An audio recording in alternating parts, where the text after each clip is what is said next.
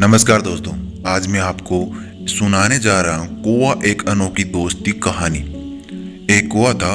वह एक किसान के घर के आंगन के पेड़ पर रहता था। किसान रोज सुबह उसे खाने के लिए पहले कुछ देकर बाद में कुछ खाता था।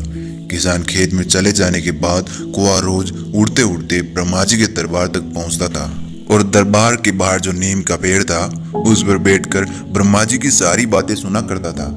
शाम होते ही कौवा उड़ता हुआ किसान के पास पहुंचता और ब्रह्मा जी के दरबार की सारी बातें उसे सुनाया करता था। एक दिन कौवे ने सुना कि ब्रह्मा जी कह रहे हैं कि एक साल बारिश नहीं होगी, अकाल पड़ जाएगा।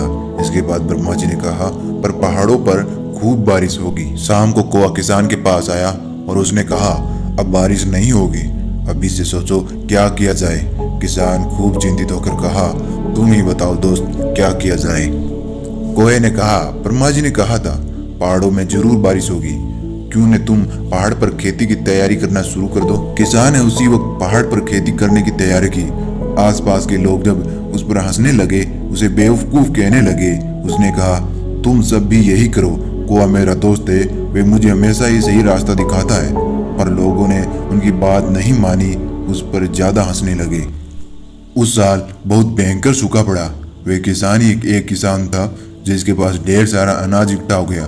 देखते ही देखते साल बीत गया और इस बार कौवे ने कहा ब्रह्मा जी का कहना है कि इस साल बारिश होगी, खूब फसल होगी, पर फसल के साथ साथ ढेर सारे कीड़े पैदा होंगे और ये कीड़े सारी फसल को चौपट कर देंगे।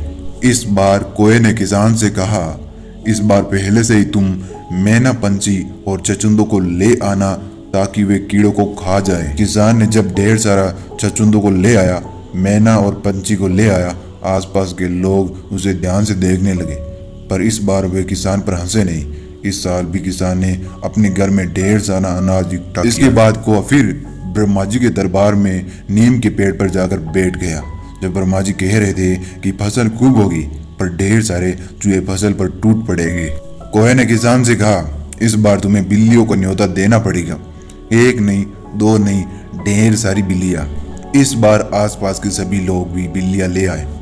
इस तरह पूरे गांव में ढेर सारा अनाज इकट्ठा हो गया। कौवे ने सबकी जान बचाई।